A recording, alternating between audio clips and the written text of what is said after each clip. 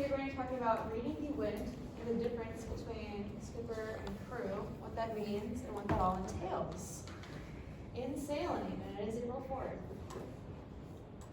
So our two main goals for today will be to have everyone have a general understanding of how to read the wind on the water and adjust your boat accordingly to that, as well as understanding the main differences between skipper and crew and the responsibilities that each of those roles have. So first we're going to talk about what it means to read the wind. So as we know, the wind is constantly changing as we sail. This is not a sport that's like on the same field. You go on a new field every second that you're racing and every new day. So it's all changing. As sailors, it's imperative that we know how to see these changes and react accordingly. So to read the wind, we should probably know where the wind is coming from. Do we have any ideas of how to tell where the wind is coming from? You may raise your hand. I will call you. No guess is a bad guess. Olivia. We look at a flag. Flags. Good. Let's just all go with the same one. White caps. White caps. Okay. My personal favorite, stick your face in the wind. Whatever way the wind blows your hair back, that's where it's coming from. That's fair. Caleb. There's the ones on the side stays, the little ribbons, the Yeah, telltale. the telltales. Yes. Vocab. Luffing the sails. Open the sails. Good. What does that mean, Kyle? It's when you're heading directly into the wind, so the sail is coming back at you, and it's like waving sort of like a flag. And you're not moving. So they're not full. Sails are not full. We'll talk about sail that. with your hair. Sort of. Turn it down. Yeah. Yeah. Any other ideas? These are all great. Okay. Yeah, so we can use parts of the environment to identify the wind direction. Flags, moored boats. So all those boats you see if you drive by like a body of water, whichever direction they are pointing is where the wind is coming from, which is a great way to So tell. it's a great, just part of the environment that you can just look around real quick, and if you see those, it's like, okay, well, the wind is coming from right there, I can just tell right away. Yep. And then the wind indicator. A lot of sailboats, not really on 420s, but bigger boats, you'll see these. They have an arrow. Literally, where the arrow is pointing is where the wind is coming from, which is indicating the wind, which is why it's called a wind indicator. Turning your sails until your sails begin luffing. We're going to talk about that a little more later. So the wind is not going to stay the same throughout the whole day, the whole time you're sailing. It's going to shift, it's going to change, even while you're sailing. Especially in Wayzata Bay. Why do we think that Wayzata Bay would be very shifty? Why would the wind be changing so much?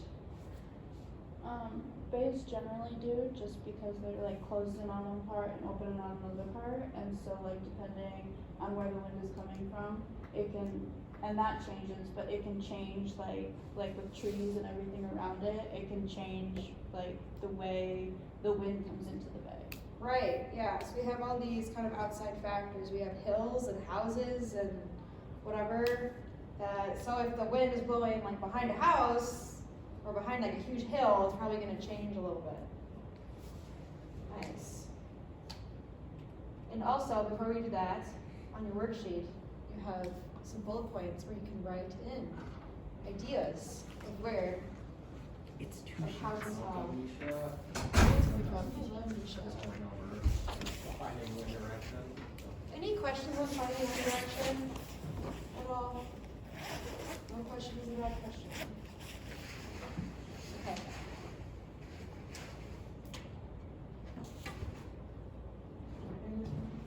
Yeah. Okay, and now we're talking about points of sail. So points of sail is basically referring to where your sails are going to be positioned based on where the wind is coming from.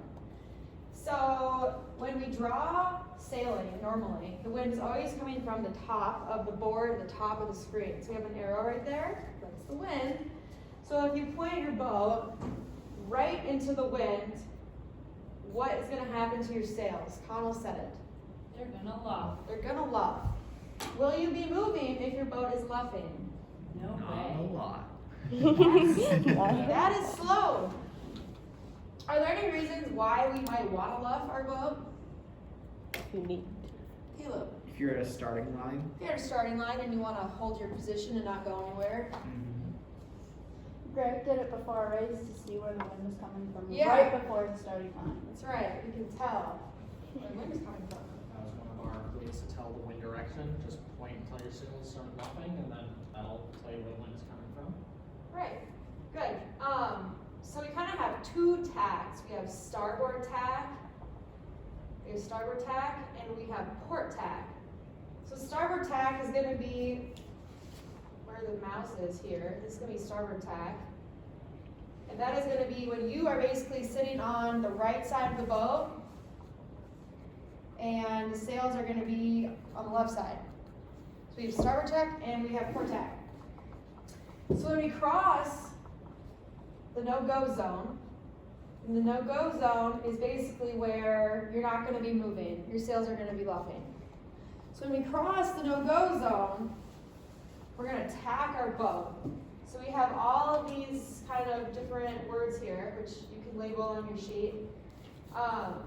So when our sails are super pulled in, we are going upwind, and this is called close haul.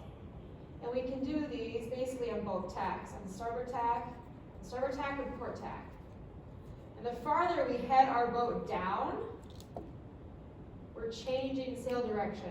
So we basically go from close haul to a close reach to a beam reach, and so on. So basically have the three main ones that you should know are close haul, reaching, and downwind, and going downwind.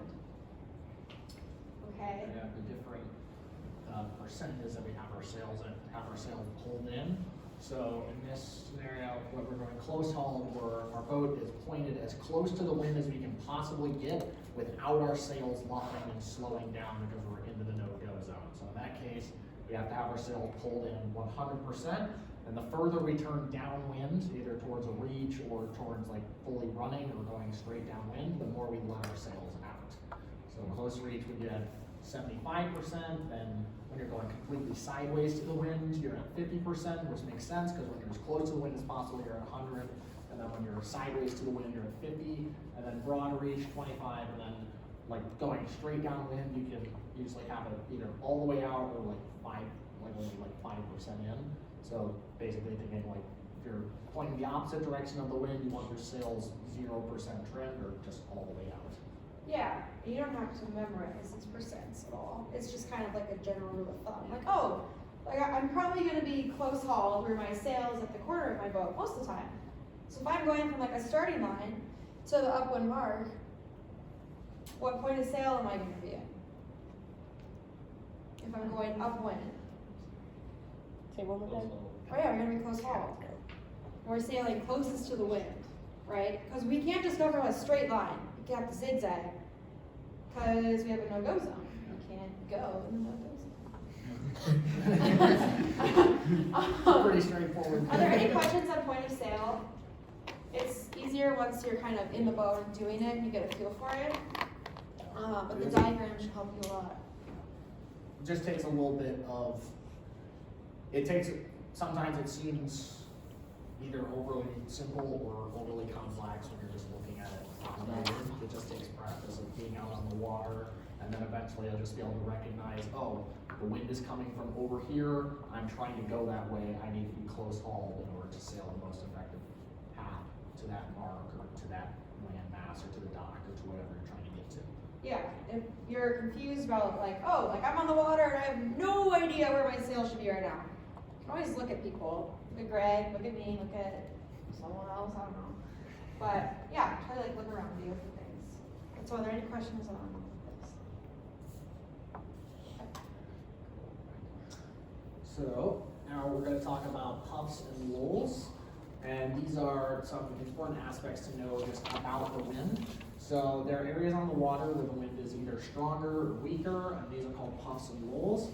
And there are different ways that we can see these on the water. Does anyone have any ideas as to how we might be able to? Nisha? The color of the water. So Yeah, like if it's yeah, like so- really dark looking.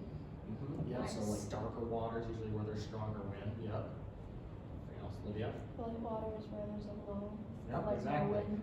Just like the exact opposite, it's just kind of intuitive like that, so, let's go to the next slide. So, yes, puffs.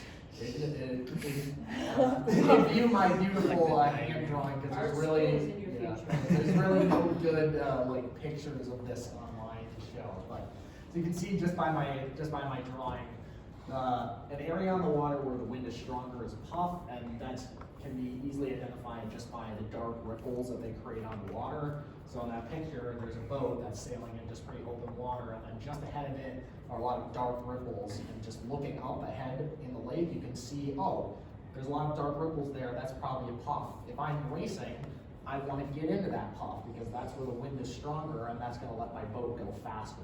So it's really important that you get a sense of looking out of the boat and seeing where puffs are, so you can look and see, oh, there's a puff here, I can sail into that and sail faster, and then once you understand how to do that, you can make it more complex by, say, chaining puffs together by looking at, I can go from this puff, and then I can tack, and I can go to this puff, and then I can go to this puff.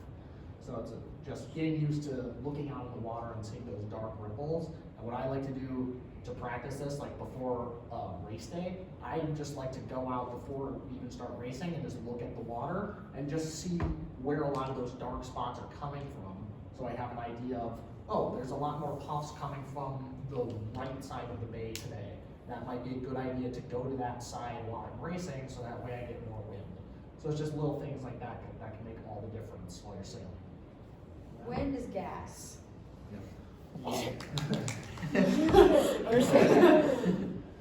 And then a lull, once again, really self-explanatory. It's just the opposite of a puff. So if you're in a puff and you're sailing, and then all of a sudden you see up ahead, there's like almost no ripples ahead of me. It's like a really empty spot. You can know, okay, I'm about to sail out of this puff and into a lull. So I can expect my boat to slow down, and I might maybe have to adjust my sails a little bit in order to keep my speed or adjust my course, just depending on how that lull affects me. So you can see in the picture, the boat's in all the dark ripples and it's sailing forward into an area of less ripples, so it's sailing out of the puff and into the lull. Did you even erase all this? Yeah, I think that's from behind it on the other page. Oh. As you can see, Oh, yeah. art school is in my future. Quick question. So what point of sail? Go Ooh. back to what I was talking about earlier. What point of sail is this boat right now with our mainsails pulled into the corner of her boat? Alicia, was that a hand? Yeah, well, I can't tell if it's close reach or close haul, but probably close reach. It's gonna be a close haul. That's close haul? Okay. This is close haul. I wasn't So- sure if it's like all the way or. Yeah. So close haul, your sails are gonna be right in the corner of your boat. A close reach would be maybe just outside the corner. So just outside a lull. Okay. Yeah, good. How about this one? Ooh. Caleb, That's a reach. that's a reach. Why? It's because it's going perpendicular to the wind or near to it. Yeah, good. Sorry, She knew it. You weren't raising your hand. My hand was right here.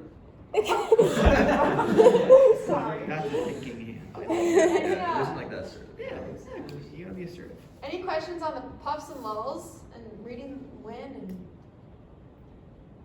No? Okay. So, skipping versus crewing. What is the difference? So, we have two different positions in our 420. And these are the boats we sail. And both have different but equally important roles to play. Just because someone's driving the boat and you're not, doesn't mean that you don't have an important role at all. There's so much that a crew can do. And just partnership is not the same. Your boat speed will suffer. If our partnership is not in sync and we're not communicating, why are we gonna be slow? It's all about the balance of the boat. Well, that's like one of the things is that if the boat's not balanced, then you'll be dragging along the water. Yeah, good. Yeah, that's what Nice. it is. Yeah, Nisha. And each person doesn't control all aspects. Like the crew might be controlling, the jib sail. So like if you're only adjusting the main